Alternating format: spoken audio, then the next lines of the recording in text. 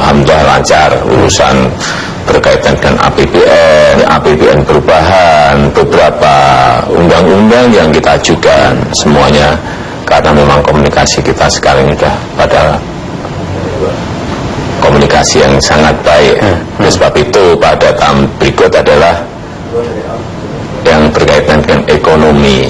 Saya kira kita tahu semuanya bahwa ekonomi global, ekonomi dunia itu trennya menurun terus sejak 2014 sampai 2015 terus menurun, sehingga ini juga faktor eksternal inilah yang memang sangat berat yang harus kita hadapi. Tetapi dengan konsolidasi politik yang sudah selesai, penanganan ekonomi ini kita bisa fokus dan konsentrasi, dan hasilnya kemarin misalnya kayak paket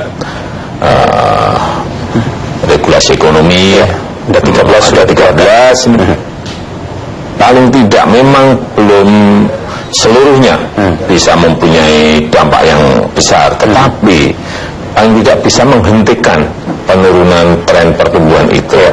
Inilah saya kira yang paling penting, dan alhamdulillah pada awal 2016 sudah mulai kelihatan pertumbuhan ekonomi di kuartal pertama itu 4,94, dan masuk ke triwulan kedua sudah naik menjadi 5,18%. Ini tren seperti ini meskipun naiknya sedikit, saya kira tapi lebih baik dari kawasan regional, dari kita syukuri, karena kalau dibandingkan dengan negara yang lain, ada yang turun 1, ada yang turun 1,5, ada turun 2.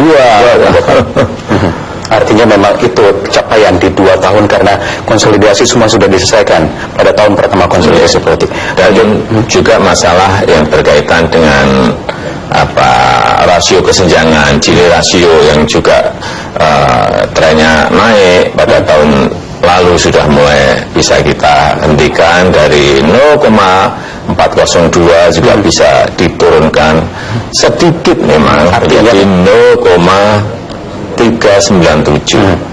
Ya, artinya kesenjangan itu tidak semakin melebar, tetapi bisa sedikit kita persempit, dan pada posisi ekonomi dunia nanti membaik, saya kira ini bisa akan kita persempit lagi kesenjangan wilayah, kesenjangan antara kaya dan miskin.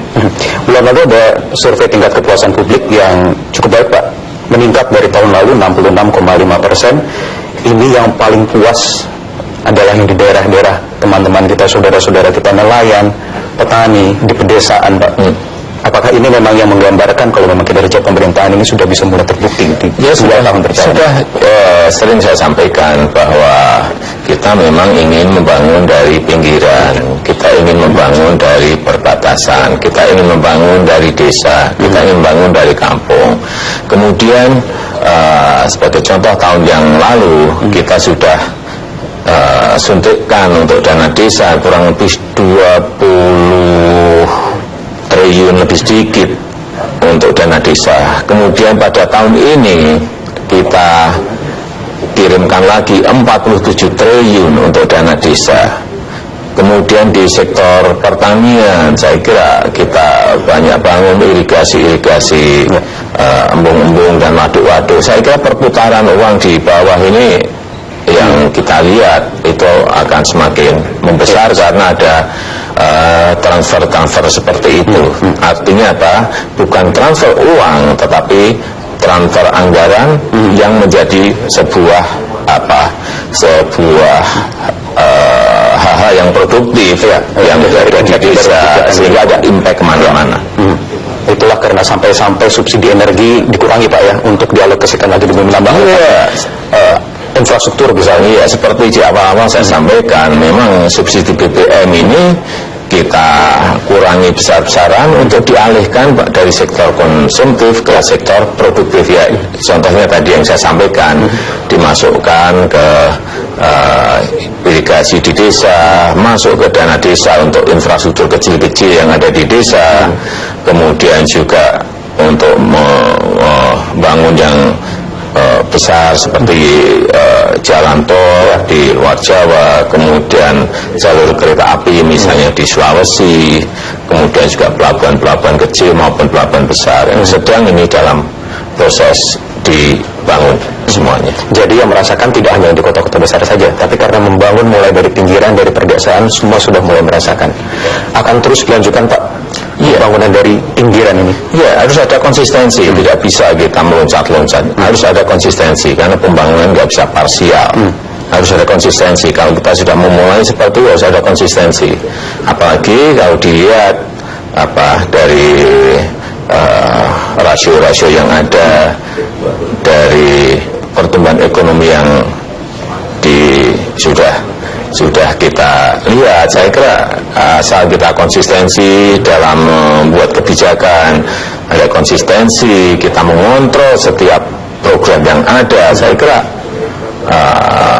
pelan-pelan saya meyakini insya Allah kita akan semakin baik. Oke, baik.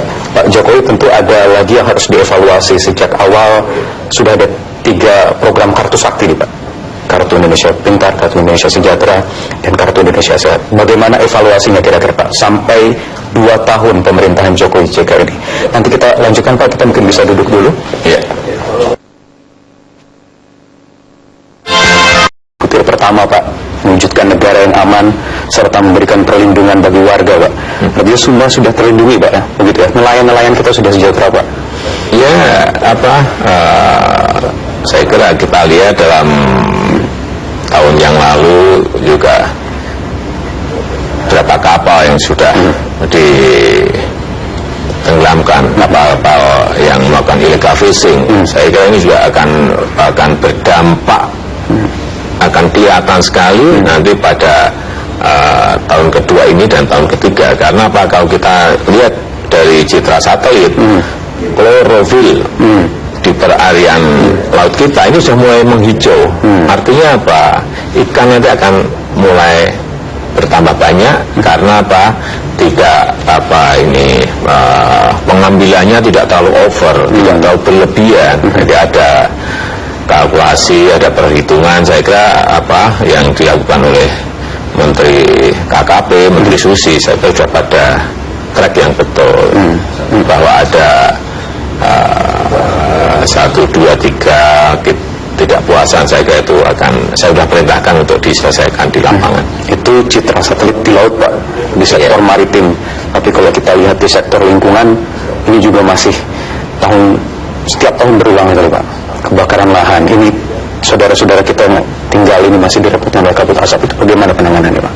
Ya, kebakaran kalau dibandingkan dengan tahun yang lalu, tahun sekarang kan sudah turun sampai 87% dari data yang saya terima.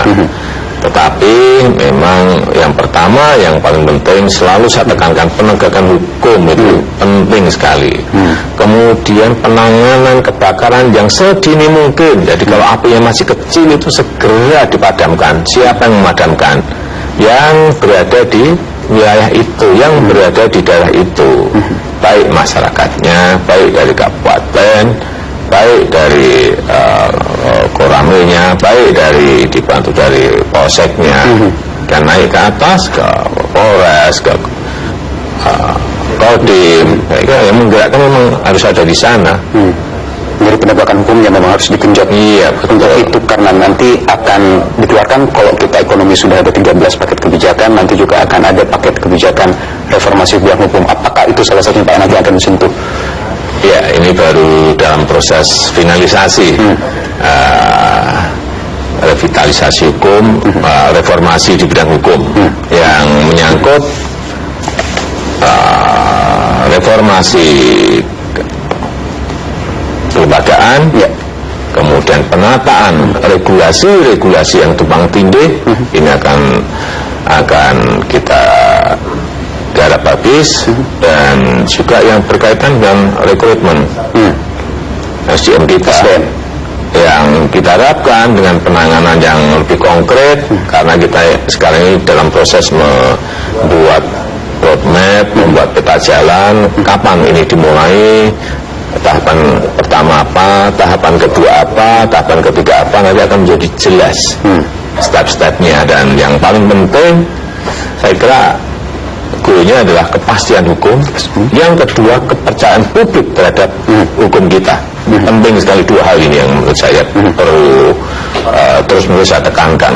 Artinya akan menyentuh juga di peradilan, soal reformasi di peradilan juga, Pak?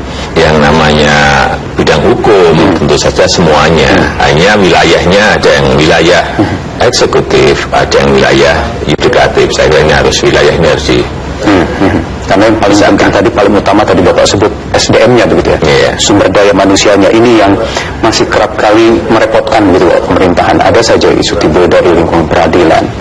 Bagaimana nanti kira-kira caranya? Nanti kita lihat ini dalam proses. Nanti kalau sudah tiba waktunya akan kita sampaikan.